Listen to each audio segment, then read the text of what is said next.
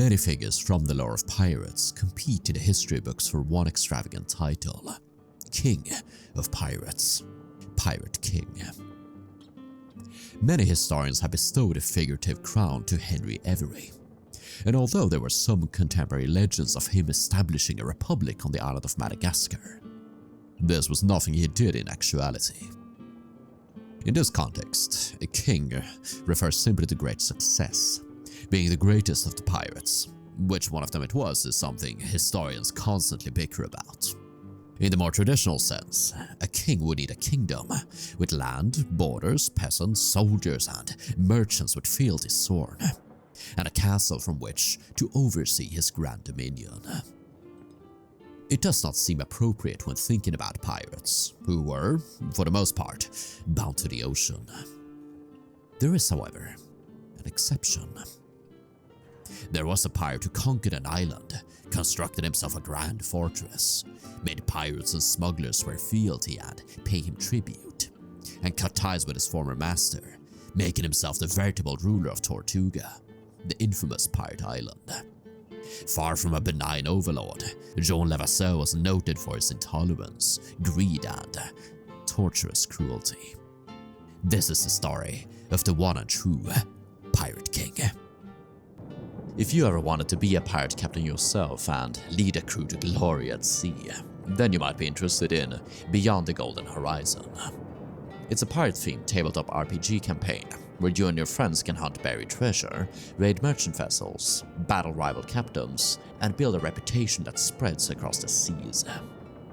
It takes place in a fantasy setting with magic and sea monsters, but is inspired by the golden age of piracy and includes streamlined ship combat designed to keep the battles fast and exciting. I must say that I am very picky with my sponsors, which is why you do not see them very much. But I was impressed by the work of these developers and believe it is something you might be interested in. So if you're ready to hoist the sails and seek your fortune beyond the horizon, check out the Kickstarter link in the video description or pinned comment below. There were pirates who became governors and statesmen, and there were governors who operated tightly together with pirates. Henry Pullen, governor of Bermuda between 1713 and 1718, had sailed with Henry Every and William Dampier. Cadwallader Jones, governor of the Bahamas between 1690 and 1694, used pirates to suppress democracy and affirm his tyrannical reign. Bartholomew Sharp seized the small island of Anguilla, proclaiming himself governor. When warrants were issued of his arrest, he'd use them to light his pipe. None of them compare with Jean le Vasseur in terms of power, terror, and brilliancy. Le Vasseur was a clever strategist, a master engineer, and cruel to boot. His cruelty and excess eventually spelled his own downfall, but shortly after his well-deserved demise, his successors were unable to match his tact, and Tortuga fell to Spanish invasion. Le Vasseur was a horrible man, certainly, but he knew what he was doing. I do not know much about the early life of Jean le Vasseur. It has been established that he was a Huguenot or French Calvinist, and part of the Reformed Christians who opposed and often rebelled against the Catholic state. They were populous in some of France's most prominent maritime provinces, and had a long tradition of exploration, trade, and corsairing.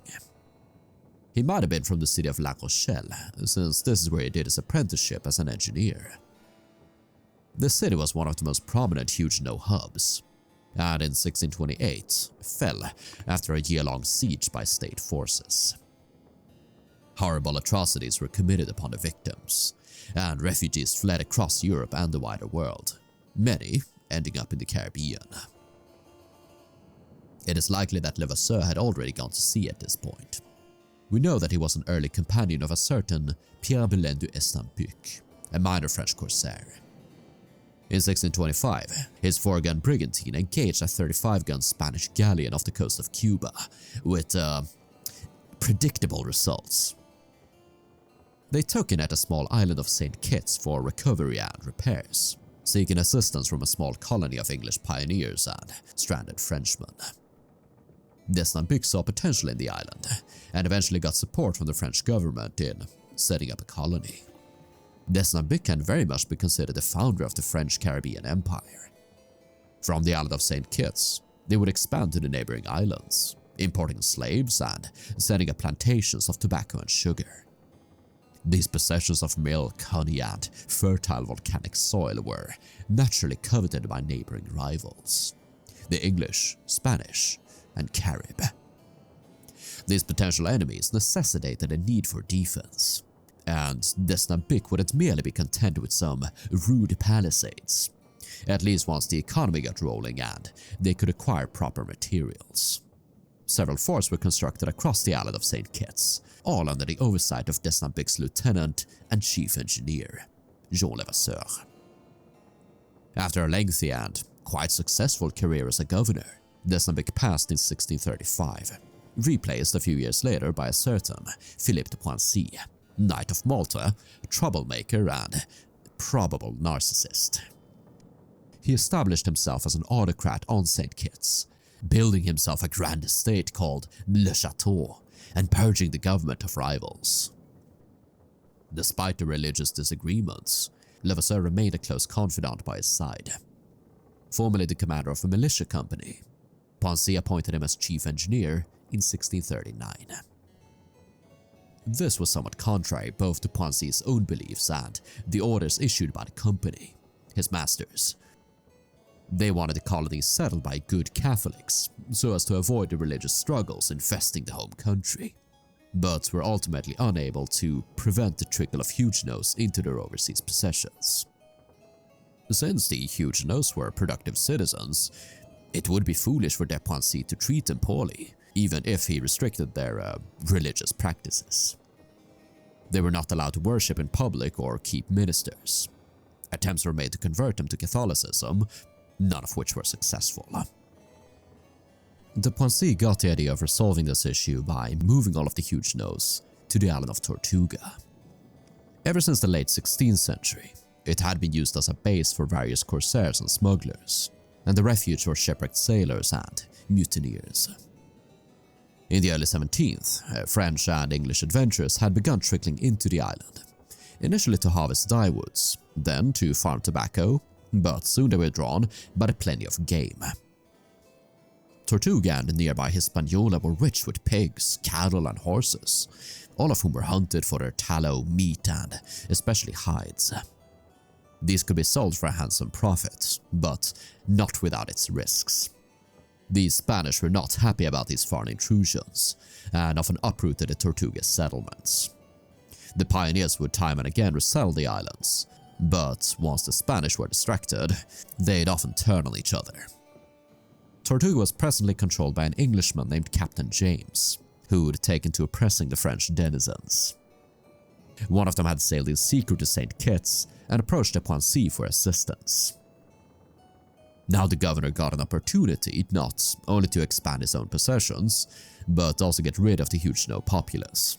Not to mention the fact that by having Levasseur at his side, he gave his many enemies a cause against him. It was improper for a Catholic governor to engage with a Protestant heretic. Poissy offered Levasseur a charter which guaranteed liberty of conscience to both Protestants and Catholics, an unusual resolution in the 17th century, even after the Peace of Westphalia. The rest of the document concerned the political and economic structure of the colony, primarily the division of profits. After 1/10 had been set aside for the crown, the company should receive half, and Levasseur could split the rest between him and his officers. Provisions were made for the necessary buildings and fortifications, and the document signed on the 2nd of November, 1641. Purchasing a vessel together with Levasseur, the Huguenot departed in May of 1642, together with 50 of his co-religionists. He stopped at Port Amargot on Hispaniola to muster an additional 50 Buccaneers, most of them Protestant. 3 months later, he reached Tortuga in late August. Here he sent word to Captain James that he would avenge the Frenchmen recently killed by expelling all of the English. If they did not leave within 24 hours, he would give quarter to none. Captain James did not even make a show of resistance, being fearful both of Levasseur's numbers and the disloyal Frenchmen living among the settlers of Tortuga.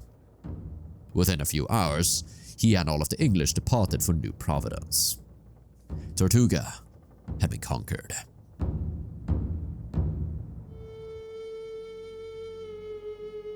Levasseur noted how swiftly the colony had fallen to him, and likewise being mindful of how easily it had been conquered previously by the Spanish. Levasseur saw to the defense of Tortuga. Here we must understand the geography of the island. The name is appropriate, meaning turtle, for it truly resembled a tortoise shell, both in shape and texture. It is tall, hard, and jagged, most of it being steep rock. The northern coast is completely inaccessible by seafaring vessels, with only the southern coast being open. From here to Hispaniola, it is separated by a 2-mile channel. At the southern coast is found a small bay, if it can even be called a bay.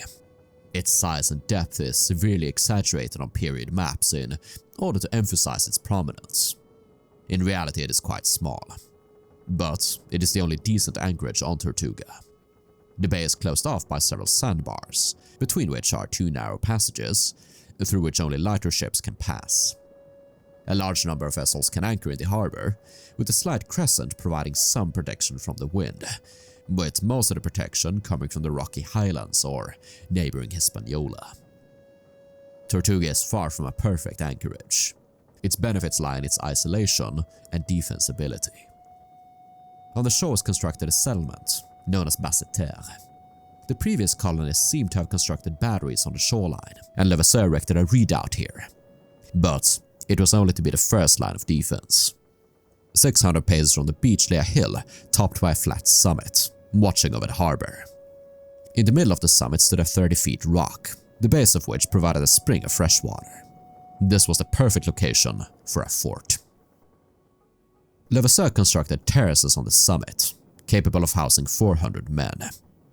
The 2 corners facing the sea were equipped with spearhead-shaped outcroppings called redans, built to provide more angles for the cannons.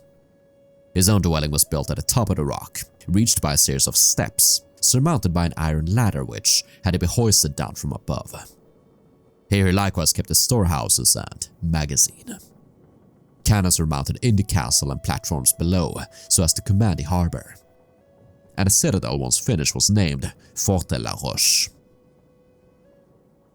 Command of the harbor and a monopoly on violence was not only essential for defense, but levying tribute from the visiting merchants and pirates. With the island now firmly secured, it began to attract the hunters, pirates and smugglers, infesting the northern parts of San Domingo. The hunters brought hides and cured meat to the settlement, exchanging them for ammunition, liquor and provisions brought in by the merchants, whilst the pirates carried in exotic goods taken from the Spanish at sea. Some historians claim that Levasseur was not directly involved in the privateers' business, but evidence points to him taking a portion of their prize money. There was also a secret document signed between Levasseur and de Poincy, giving the Governor-General in turn a cut of the stolen profits. This was very much against the rules emplaced by de Poincy's employers, the Company of the Isles of America. Another very naughty clause declared freedom of worship, contrary to the company's desire to settle the Americas with Catholics only. Heresy and piracy alike did its very best to attract the attention of the Spanish. In 1643, the governor of San Domingo dispatched a fleet of 6 ships to uproot the pirate colony. From his eyrie at Fort de la Roche, Levasseur spotted the fleet approaching and prepared his men for a defense. As the ships came within range, the batteries opened fire. One vessel sank, and the others pulled away safely to a nearby anchorage. Here they landed some 500 men and marched on the settlement. Levasseur hid his men in the forest, ambushing the Spaniards as they came.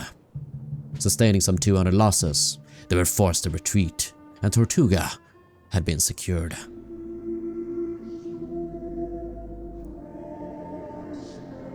The successful defense began to bloat Levasseur's confidence, and de Poincy in turn became nervous of his growing power.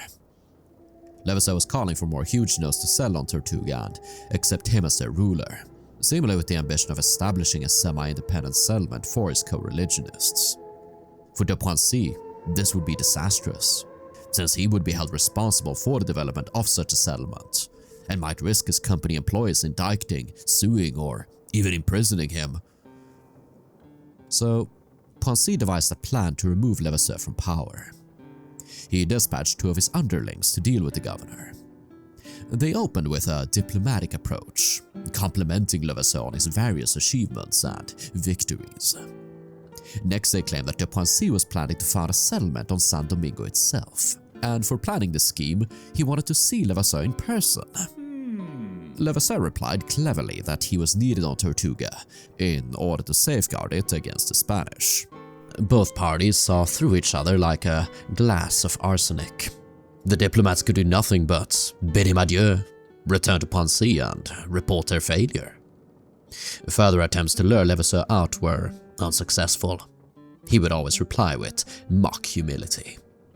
Levasseur now felt secure enough to, finally, defy his superior.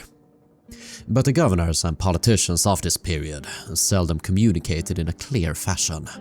They would often act through rituals and symbolism. Levasseur needed a scene, an incident. He eventually got it. His Buccaneers had seized a Spanish ship carrying home a statue of the Madonna wrought in solid silver. When Poincy heard of this, he requested his prominent idol to be handed over to him, since it was very valuable to the Catholics. As a side note, French Catholic pirates had a tendency of stealing religious artifacts from the Spanish and donating it to their own churches. This was seemingly de Poincy's goal, had Levasseur not curbed him. Instead of sending him the silver Madonna, he sent a crude replica carved out of wood, with a message that the faithful Catholics would be too pious to notice the difference, whereas the silver one was very precious to his own material interests.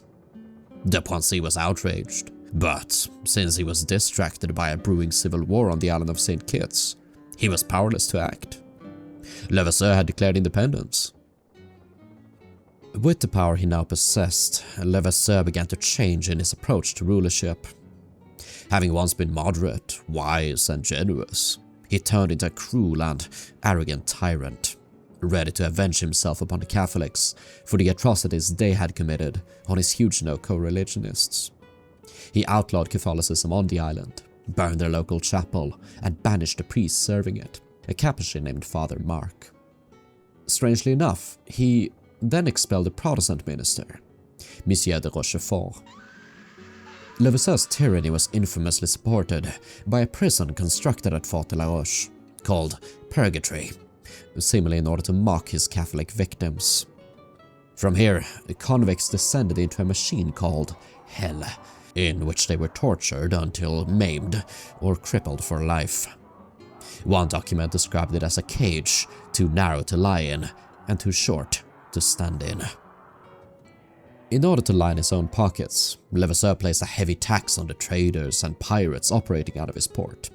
However, he could afford to do so, since the Caribbean was a dangerous place, in which they lacked safe harbors in which to resupply, repair, and sell their goods.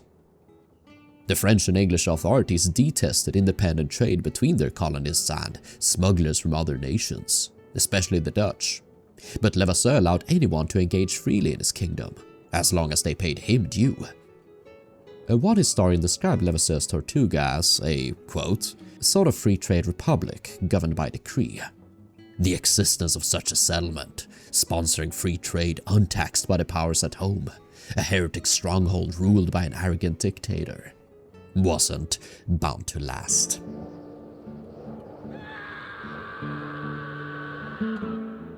After several long years of intrigue, de Poincy emerged as the absolute ruler of St. Christopher's. With his hands now unbound, he could revert his focus once more to the problem of Tortuga. The company had been requesting him to do so since 1644. None of this had slipped by their attention. Finally, in 1652, he got in contact with the Chevalier de Fontenay, a member of the Order of Malta and commander of a small Royal Navy frigate. Poissy offered him governorship of Tortuga under very generous terms if he should assist him in recovering the island. The two signed an agreement, and Poissy delegated his nephew, Monsieur de Treval, to accompany this glorious expedition. Fontenay and Treval knew the dangers of assaulting Tortuga. It would have to be done under utmost secrecy, not only to avoid the guns of the fort, but Levasseur's vast network of spies and informants. They would travel to Saint Domingo under the pretext of a piratical raid, sailing to Port-à-l'Écu in order to assemble more men and ships. How they would assault the island exactly was an entirely different subject, and likely to result in heavy casualties. Fortunately for them, it never came to pass, because during these discussions they received some timely news. Levasseur was dead. No king rules forever, my son, and no tyrant is able to hold on to power alone, and Levasseur had designated two of his godsons, Thibault and Martin, to be his lieutenants. Another source called them his nephews. We know little about Thibault. He was a pirate captain born in Honfleur, active as early as 1648, when he sold a shipment of stolen cacao in La Rochelle. By 1652 he was in command of a frigate, and sold Native American slaves in Tortuga, captured on the coast of Campeche. Since Levasseur had no children of his own, Thibault and Martin were to succeed him. These sorts of arrangements tend to work out, as long as you keep your confidants close and don't antagonize them. Which Levasseur did, and even worse, it involved a woman. Thibault was having a relationship with a renowned beauty, allegedly a prostitute, and Levasseur decided, unwisely, to take her himself as a mistress. Enraged, Thibault consulted with Martin. It wasn't difficult to convince him, since he would inherit Levasseur's throne as his rightful heir. Knowing Levasseur to be in the sights of the company and Governor-General, they also wanted to put themselves in the king's good grace by doing away with him. So the two concocted a ploy. It was remarkably simple. One morning when the dictator inspected the warehouses of the fort, he was assaulted by a group of 8 assassins. They opened fire on him with muskets, each hitting their mark. But it turned out to be a mirror. As Levasseur ran to grab his sword from his slave carrying it, Thibault rushed forward and cut him down. So ended the reign of the Tortuga tyrant. Upon hearing the news of the dictator's demise, Fontenay and Treval struck at once, fearing that Thibault and Martin might otherwise have time to prepare resistance. Foolishly, they repeated the mistakes of the Spanish invasion, first sailing into the harbor, only to be fired upon. They retreated to the safe anchorage and landed a small army. But, unlike the Spanish invasion, the settlers had no stomach to fight, allowing the assailants to march on the fortress uncontested. Thibault and Martin believed they would be in the Governor-General's good grace after killing the rebellious Levasseur, and so sent out an emissary to negotiate. In return for surrendering Tortuga, they would be granted amnesty. Fontenay agreed. The two were allowed to maintain their subordinate positions. Reinforcements were called in, the Catholics reinvited along with the priest, and chapel rebuilt. Fontenay's entrance was celebrated with a generous serving of wine, and the colonists rejoiced, drinking to his health. Fontenay was an active man, a veteran of corsairing campaigns in the Mediterranean, and he decided to re-employ this strategy on the island of Tortuga. His pirateering raids upon the Spanish soon attracted their attention, and they assaulted Tortuga in December of 1653. After a siege and spirited defense, the fortress and colony fell to the Spanish. Fort de la Roche was demolished, the inhabitants banished. Fontenay sailed to South America to continue his piracy, and eventually fell in battle in Argentina. Thibault and Martin left on a ship full of refugees, women, children, and other civilians, all of whom they dishonorably abandoned on a desolate island, determined to take the ship on a parting cruise of their own enrichment. The civilians were luckily rescued by a kind Dutch merchant. As for the treacherous two, Martin was never heard from again after 1654, and might have fallen in combat, Well deserved, I would say. Thibault would eventually return to Tortuga after it was resettled in the 1660s, now under the control of the French West India Company. In 1667, he owned a house there and was likely retired. With the old fort now in ruins, a new one was constructed by a certain Blondel. Tortuga would continue to be used as a trade and pirateering post until the 1670s, when it was supplanted by the superior harbor of Petit Goave. As for Vasseur, he had faded into legend as one of the earliest scoundrels of the bloody Golden Age. If you wish to learn more about the history of Tortuga, I have a full documentary covering the island available at your disposal. Should you wish to learn about other pirates, please tell me in the comment section and give this video a like to let me know. This channel makes niche history content that is dependent on viewer support via PayPal donations, channel memberships, and Patreon. Members and patrons can also watch the videos without ads. All links can be found in the video description below. Enjoy!